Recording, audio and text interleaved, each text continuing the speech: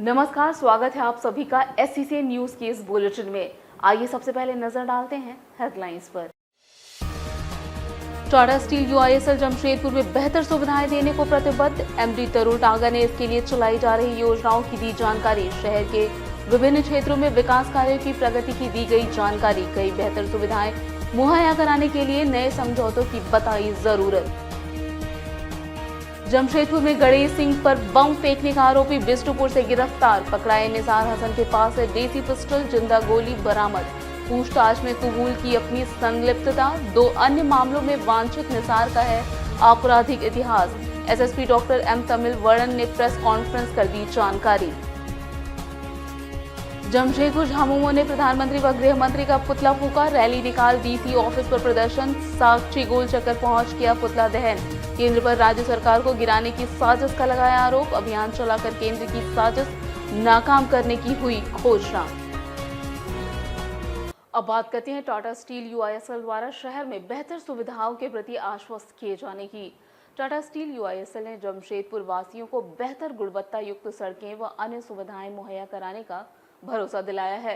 Company के MD तरुण taiga ने इसके लिए उठाए जा रहे कदमों की चर्चा करते हुए शहर में बेहतर नागरिक सुविधाओं के लिए कंपनी द्वारा ली जा रही परियोजनाओं की विस्तार से जानकारी भी दी। टाटा स्टील UISL के MD तरुण टागा ने मंगलवार को बेल्डी क्लब में आयोजित प्रेस कॉन्फ्रेंस में कंपनी द्वारा शहरवासियों को बेहतर सुविधाएं प्रदान करने के लिए चलाई जा रही परियोजनाओं की विस्तार से जानकारी दी। उन्होंने विगत दिनों में कंपनी द्वारा बेहतर नागरिक सुविधा के लिए पूरी की गई परियोजनाओं की भी जानकारी देने के साथ ही इस उद्देश्य से शहर के विभिन्न भागों में सड़क चौड़ीकरण, बेहतर जलापूर्ति एवं अन्य नागरिक सुविधाएं मुहैया कराने के लिए ली गई परियोजनाओं की जानकारी भी दी। उन्होंने जमशेदपुर के पूर्वी भाग स्थित बिरसा नगर, बागुन हातू, मोहरदा जैसे क्षेत्रों में बेहतर जलापूर्ति व्यवस्था के लिए किए जा रहे कार्यों की भी जानकारी दी। हालांकि इसके लिए उन्होंने नए समझौते किए जाने की जरूरत भी बताई। गुड इवनिंग एंड सबसे पहले तो बहुत बहुत धन्यवाद आप सभी का कि हम लोग जैसे हर 1-2 महीने मिलने की प्रक्रिया चालू करे हैं। इस बार हम लोग वर्चुअली की जगह फिजिकली एक दूसरे के सामने आए हैं।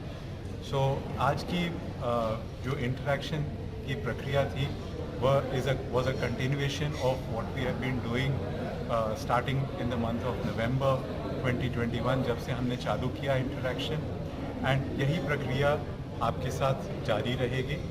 एंड कोशिश रहेगी कि हर महीने या हर 2 महीने हम आपसे मिलें। आपके जो सुझाव हैं, आपकी जो क्वेश्चंस हैं उस पर विचार करें, उनका जवाब दें इमीडिएटली, या अगर इमीडिएटली जवाब न दें तो अगली मीटिंग में वापस आपके सामने वो फॉलोअप पॉइंट्स के तौर पर आपके सामने रखें। आज की मीटिंग में हमने शेयर किया जो पिछली 1 या 2 मीटिंग से रोड्स एंड पार्क्स के बारे में डिस्कशन करी थी। वहाँ पर विभिन्न रोड्स के बारे में पिछली मीटिंग में हम लोग ने बात की थी, एंड देखा था कि कुछ क्वेश्चंस रह चुके हैं, तो उन रोड्स के बारे में, उन एलिमिनेशंस के बारे में एंड कुछ सवाल आए थे उनके बारे में हम लोग आपसे शेयर करें, उनका स्टेटस आपके सामने रखें। कुछ अनसॉल्व प्रॉब्लम्स भी हैं, वो भी आपके सामने रखे हुए हैं, एंड ताकि वो फॉलोअप में रहें आपके समक्ष। पिछली मीटिंग में पानी के बारे में आप लोग ने पूछा था, तो इस मीटिंग में हमने पानी के बारे में हमारे जो प्लान्स हैं, हमारे जो इमीडिएट प्लान्स हैं और हमारे जो लॉन्ग टर्म प्लान्स हैं, वह आपके सामने शेयर किए हैं। एंड आशा करते हैं कि जो इमीडिएट प्लान्स हैं उससे ईस्टर्न एंड वेस्टर्न एरियाज़ में पानी की सप्लाई की बढ़ोतरी होगी, एंड कुछ एरियाज़ में ईस्टर्न रीजन में ऑलरेडी चालू हो चुकी है, वेस्टर्न रीजन में भी काम चल रहा है, एंड आशा करते हैं कि जनवरी के महीने से वहाँ भी कनेक्शंस की प्रक्रिया चालू हो जाएगी। एंड बाकी जो बचे उसमें प्रोजेक्ट प्लानिंग की ज़रूरत है, एंड उस प्रोजेक्ट प्लानिंग पर भी काम चल रहा है, एंड आशा करते हैं कि उस प्रोजेक्ट के प्लान को हम लोग उसको चालू रखेंगे। आइए बात करते हैं जमशेदपुर में देसी पिस्टल के साथ अपराधी को गिरफ्तार किए जाने की। जमशेदपुर पुलिस ने विगत दिसंबर माह में मानगो उलीडीह निवासी गणेश सिंह पर हुए बम हमले के आरोपी निसार हसन उर्फ नीशू को गिरफ्तार कर लिया है। आरोपी ने पुलिस की पूछताछ में गणेश सिंह पर हुए हमले सहित कई अन्य वारदातों में अपनी संलिप्तता कबूल की है। पुलिस ने उसे न्यायिक हिरासत में जेल भेज दिया है। जमशेदपुर पुलिस को बिष्टुपुर में किसी अज्ञात सशस्त्र अपराधी की गतिविधियों की जानकारी मिली थी। इसके आधार पर सीसीआर डीएसपी अनिमेश गुप्ता के नेतृत्व में बिष्टुपुर पुलिस ने उसे छापेमारी कर पकड़ा। पुलिस ने उसके पास से एक देसी पिस्टल, एक जिंदा गोली, बाइक एवं मोबाइल फोन बरामद किया है। पूछताछ में उसने अपना नाम निसार हसन उर्फ नीशू बताया।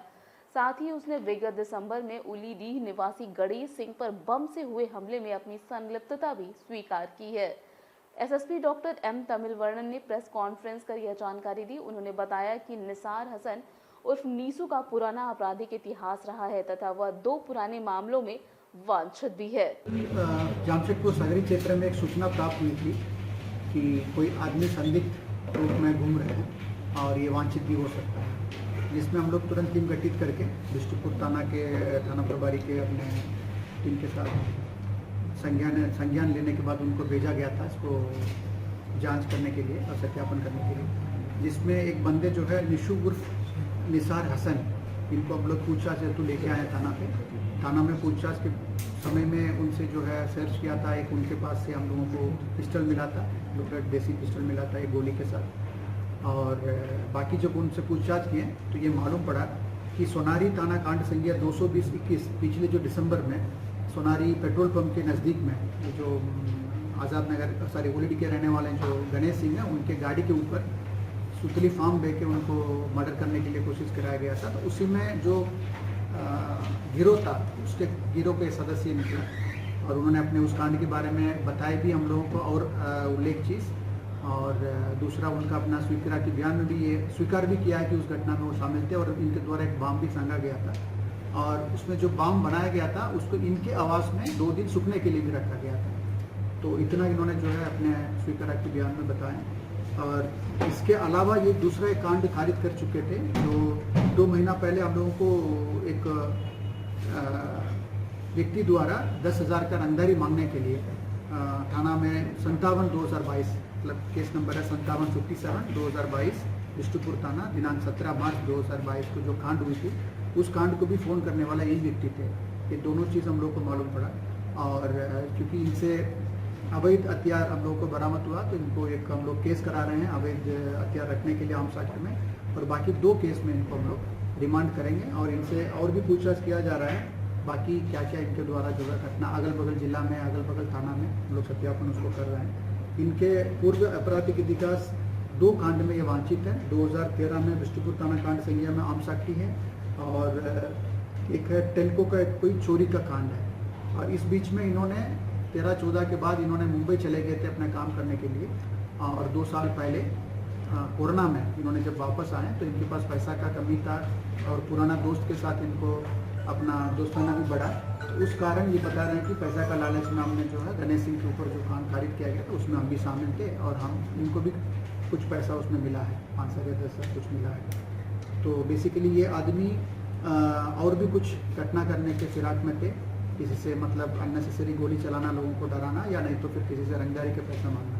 तो इसी से पहले ही हम लोग जो है ना इसमें कार्रवाई। आइए बात करते हैं झामुमो द्वारा प्रधानमंत्री व गृह मंत्री का पुतला दहन किए जाने की।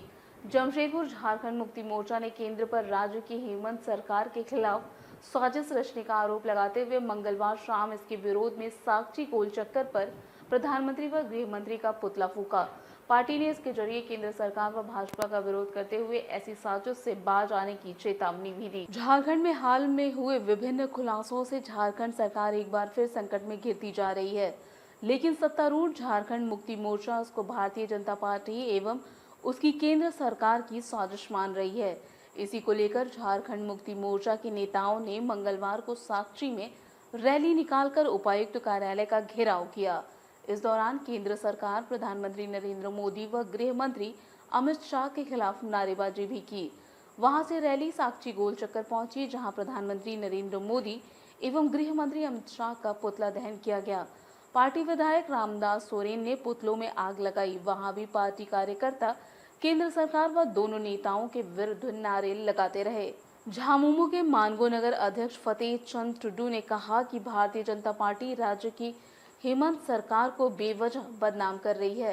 एक तरफ राज्य के मुख्यमंत्री और उनके भाई को बदनाम किया जा रहा है, तो दूसरी ओर सीबीआई और ईडी का इस्तेमाल कर अधिकारियों को डराकर मुख्यमंत्री का नाम घसीटने की कोशिश हो रही है।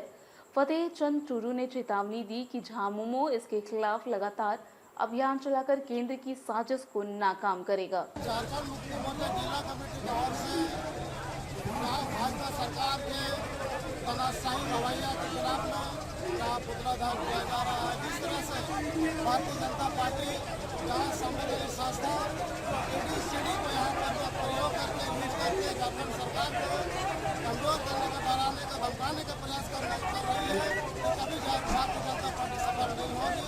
झारखंड मुक्ति मोर्चा जिस तरह झारखंड अलग राज्य के निर्माण एक आंदोलन करके लड़ाई लड़के लिया, कुर्बानी देकर लिया है, और ऐसे जो झूठा एक भारतीय जनता पार्टी जिस तरह का यहाँ कारनामा कर रही है, जहाँ जो भी लूट खसोट बचा हुआ, जो भी लूट खसोट हुआ है, पूरा सारा चीज भारतीय जनता पार्टी के साथ सरकार में हुआ है। एक जिला की बात है कि आज उन्होंने सिर्फ झारखंड सरकार को बदनाम करने के लिए सरकार जा रही है, क्योंकि झारखंड सरकार 2 साल के कार्यकाल में फिर 2 साल तो कोरोना काल में किया था, जहाँ विकास का काम कहाँ से हम यहाँ पर इस तरह का घोटाला हो सकता है। इसलिए जनता को गुमराह करने का प्रयास न करें भारतीय जनता पार्टी, हमें झारखंड मुक्ति मोर्चा और कड़ा चुनाव दे रहे हैं। इस तरह का अगर घटिया राजनीति करना शुरू करें तो झारखंड मुक्ति मोर्चा इससे 10 कदम आगे है और कभी भी झारखंड मुक्ति मोर्चा से आगे नहीं सकता। जिस तरह से यहाँ की जनता ने भारतीय जनता पार्टी को उखाड़ कर फेंका है, इसी तरह पूरा देश में भारतीय जनता पार्टी का सफल हो जाएगा। आइए बात करते हैं बारीडीह में मोबाइल फोन छीनकर भाग रहे युवक की हुई पिटाई की। जमशेदपुर के बारीडीह में मंगलवार शाम एक व्यक्ति का मोबाइल छीनकर भाग रहे युवक को लोगों ने पकड़कर उसकी पिटाई की। पकड़ाए युवक को बाद में सिद्धगुड़ा पुलिस के हवाले कर दिया गया। विद्यापति नगर निवासी का छीना फोन बरामद हो गया है। पुलिस पकड़ाए युवक को थाना ले जाकर पूछताछ कर रही है।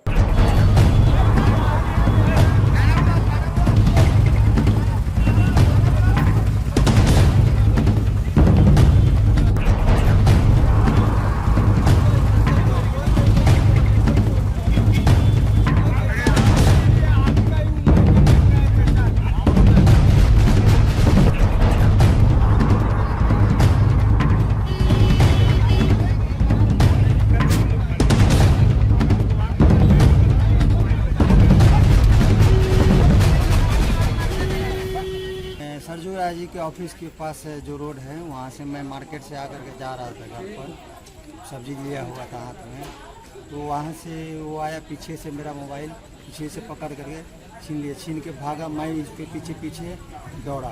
दौड़ते दौड़ते गली तब तक एक क्वार्टर से एक और आदमी देख लिए, उसको वो भी दौड़े पीछे पीछे, और बहुत दौड़ने के बाद फिर घूम करके फिर उसी रोड में आके मेन रोड में से होते हुए बाएँ चला गया। उसके बाद बहुत लोग उसके पीछे दौड़े, बहुत सारे लड़के लोग दौड़े, लास्ट में जाके पकड़ लिए उसको। मोबाइल उसी दरमियान में मोबाइल नाला में फेंक दिया वहीं पर ऊपर में।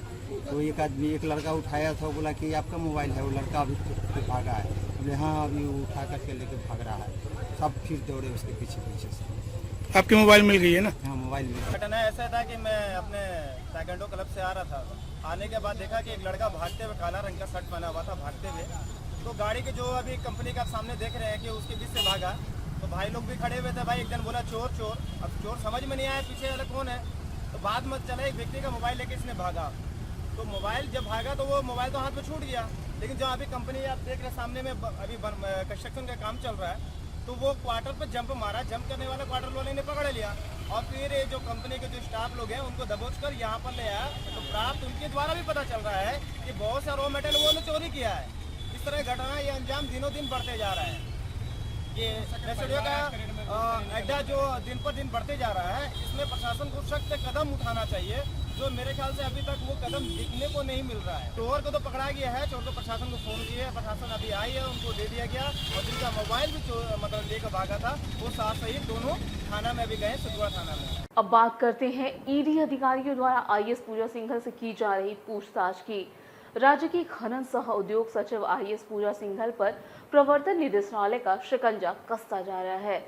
मंगलवार को ईडी अधिकारियों ने पूजा सिंघल से पूछताछ की। दूसरी ओर प्राप्त जानकारियों के अनुसार IAS पूजा सिंघल को 31 मई तक के लिए अनधिकृत अवकाश पर भेज दिया गया है। प्रवर्तन निदेशालय द्वारा की गई छापेमारियों के बाद चर्चा में आई राज्य की खनन सह उद्योग सचिव पूजा सिंघल की परेशानियां बढ़ती जा रही हैं।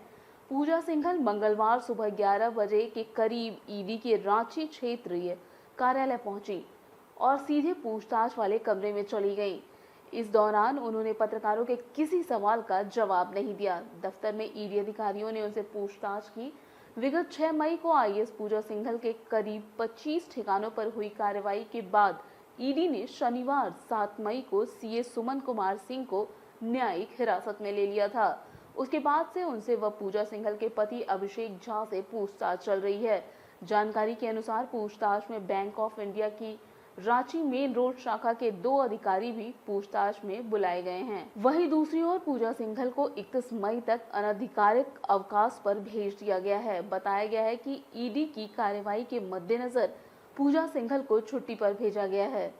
अब बात करते हैं बीमारी से जूझ रहे झारखंड आंदोलनकारी की सरकार से गुहार की। झारखंड अलग राज्य आंदोलन में अहम भूमिका निभाने वाले श्यामचरण मुर्मू आज विकट परिस्थितियों से गुजर रहे हैं। अपनी पार्टी के नेताओं द्वारा किनारा कर लिए जाने से निराश किडनी व अन्य बीमारियों से ग्रस्त श्यामचरण मुर्मू ने हताश होकर राज्य सरकार से इलाज में मदद की गुहार लगाई है। पूर्वी सिंहभूम जिले के पोटका प्रखंड क्षेत्र में कभी झारखंड मुक्ति मोर्चा की ताकत रहे 45 वर्षीय श्यामचरण मुर्मू ने अपनी ही पार्टी की सरकार से अपने इलाज के लिए मदद की गुहार लगाई है। बता दें कि श्यामचरण मुर्मू बीते कई महीनों से किडनी रोग सहित अन्य कई बीमारियों से पीड़ित हैं।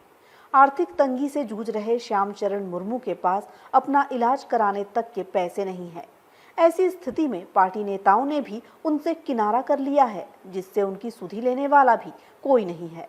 पार्टी व राज्य सरकार की अनदेखी से दुखी श्यामचरण ने बताया कि एक वक्त था जब 90 के दशक में उन्होंने झारखंड आंदोलन को मजबूती प्रदान करने के लिए अपना जीवन समर्पित कर दिया। लाठी डंडे खाए और 3 महीने जेल में भी रहे, लेकिन अब जब उन्हें पार्टी के सहारे की जरूरत है तो कोई उनका हाल पूछने भी नहीं आ रहा है। श्यामचरण मुर्मू तथा उनके परिचितों ने राज्य की झामुमो सरकार से मुख्यमंत्री गंभीर बीमारी योजना के तहत उनका इलाज कराने की गुहार लगाई है। आंदोलन के लिए बहुत कुछ किया है और सरकार से यही मांग करूंगा कि हम अगर झारखंड अलग राज्य के लिए आंदोलन किया तो हमारे लिए सरकार कुछ करे, ये मैं उम्मीद रखता। अभी हम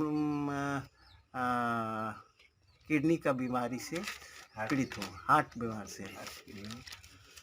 डॉक्टर फिलहाल तो जांचें चल रहा है, खर्चा तो नहीं बताया है, होगा 1.5-2 लाख, ज़्यादा ही होगा कुछ। पार्टी बनाने में, पार्टी चलाने में, अलग राज लेने में महत्वपूर्ण योगदान दिया था। संघर्ष तो नाम निर्मल महतो थे, कृष्णा माडी थे, हरिराम सरदार थे, शैलेंद्र महतो थे, सूर्य सिंह बेसरा थे, यही लोग के साथ मैंने आंदोलन किया था। देखिए, श्यामचरण मुर्मू जो है ये बहुत पार्टी के लिए काम किया है, हाँ, और शुरू से 1985 से ही वो जेएमएम में जुड़े हैं और जब पार्टी का झंडा ढोया है। कृष्णा माडी हुआ, जोहनदास बास्के हुआ, ये लोगों के साथ बहुत आंदोलन किए हैं और अभी वो इस स्थिति में है कि बीमार है, हाँ, उसका हार्ट का बीमार है, फिर किडनी का बीमारी है। उसको हम चाहेंगे कि मुख्यमंत्री का जो गंभीर बीमारी ये है फंड है, उसमें ये इलाज हो इनको, और ये माने अपना स्वास्थ्य ठीक हो ताकि वो ये पार्टी के लिए और काम करने का एकदम ये हो। हाँ, ऐसे तो उसका जज्बा है, एकदम पार्टी में काम किया है, कि आंदोलन करने का। अब बात करते हैं श्याम प्रचार संघ द्वारा रेस्ट हाउस में ठहरे मरीजों के संबंधियों को खाना खिलाए जाने की। जमशेदपुर स्थित श्याम प्रचार संघ ने मंगलवार को टीएमएच के पास Tata workers union rest house में ठहरने वाले मरीजों के संबंधियों में निःशुल्क भोजन वितरण शुरू किया। इसके तहत संघ गंभीर बीमारियों का इलाज कराने टीएमएच आने वाले लोगों व उनके परिजनों को निःशुल्क भोजन उपलब्ध कराएगा। जमशेदपुर की संस्था श्याम प्रचार संघ ने मंगलवार को टीएमएच में दूर दराज से गंभीर बीमारियों का उपचार कराने आने वाले मरीजों के संबंधियों को मुफ्त खाना खिलाना शुरू किया। संस्था के संस्थापक केदारनाथ जयसुका व अध्यक्ष नंद किशोर शर्मा की उपस्थिति में Tata workers union rest house में ठहरे मरीजों के संबंधियों के बीच खाना वितरित कर अभियान की शुरुआत की गई। इस अवसर पर संस्था के प्रवक्ता मुन्ना अग्रवाल ने बताया कि मारवाड़ी युवा मंच ने मरीजों के संबंधियों को मुफ्त खाना खिलाने की शुरुआत की थी, लेकिन किसी कारणवश वह सिलसिला बंद हो गया था। अब श्याम प्रचार संघ की ओर से केदारनाथ जयसुका व नंद किशोर शर्मा के सौजन्य से मरीजों के परिजनों को मुफ्त भोजन की व्यवस्था शुरू की जा रही है।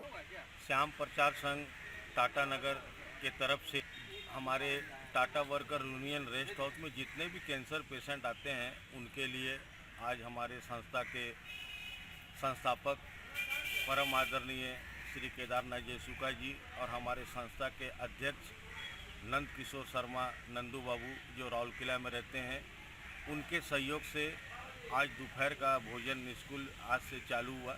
इससे पहले पूर्वी सिंहभूम जिला मारवाड़ी सम्मेलन खाना चालू करी थी, किसी कारणवश खाना बंद हो गया था। तो यहाँ बहुत से उड़ीसा से, बंगाल से, झारखंड से, छत्तीसगढ़ से बहुत से गरीब पेशेंट आते हैं जिनको खाने का रहने का दिक्कत होता है। तो हम लोग यहाँ पर ही उनका आज से हम लोग खाना चालू किए। इसके पहले भी बहुत से गरीब पेशेंट लोग आए जिनको इलाज का पैसा नहीं था। बाग से, हजारीबाग से, रामगढ़ से, छत्तीसगढ़ से, उड़ीसा से, बंगाल से, सब तरफ से आज खाना वितरण जब तक हम लोग की सांस रहेगी, जब तक हम लोग का संस्था रहेगा, तब तक खाना आज से निःशुल्क चालू रहेगा। कैसे लोगों को मतलब इसमें हम लोग को कोई भेदभाव नहीं है। ऐसे बहुत से आदमी आते हैं जो कैंसर पीड़ित है, उनके साथ में उनका अटेंडर आते हैं। सबको हम लोग अपने तरफ से दोपहर में जितने लोग रहेंगे सबको हम लोग खाना देंगे। और भी बहुत से पेशेंट आते हैं जिनको इलाज के लिए पैसा नहीं है, जिसको केमो के लिए पैसा नहीं। आइए बात करते हैं राहगीरों के बीच चना गुड़ व शरबत वितरित किए जाने की। मंगलवार को आदित्यपुर में शनिदेव भक्त मंडली की ओर से राहगीरों के बीच चना गुड़ व शरबत का वितरण किया गया। संस्था गर्मी के मौसम में बाहर निकले लोगों को राहत पहुंचाने के उद्देश्य से प्रतिवर्ष आदित्यपुर के विभिन्न चौक चौराहों पर शिविर लगाकर चना गुड़ व शरबत का वितरण करती है। सामाजिक संस्था शनिदेव भक्त मंडली की ओर से मंगलवार को आदित्यपुर एस टाइप चौक पर समाज के लोगों को गर्मी से राहत दिलाने के लिए एक पहल की गई।